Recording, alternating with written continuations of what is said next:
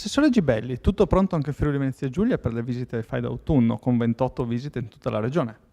Beh, mi sembra un'altra bellissima occasione per godere del nostro patrimonio culturale, che non è secondo a regioni che si fregiano del vanto di essere culturalmente molto ricche. Dobbiamo cominciare a essere consapevoli anche noi, e questo il FAI aiuta, di avere un enorme patrimonio culturale e dobbiamo anche cercare di utilizzarlo per attrarre sempre più turisti nella nostra regione. Ancora una volta quindi si conferma la centralità della cultura nell'attrattività della nostra regione. Ma vabbè, no, questo non lo dico io.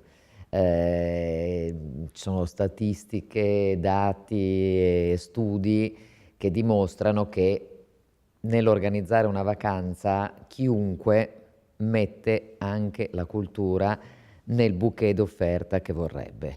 Poi ci sono i turisti nord europei che sono più acculturati, più colti anche, non solo più acculturati, che quindi la mettono al primo posto. C'è chi la mette al secondo, chi la mette al terzo, ma non c'è dubbio.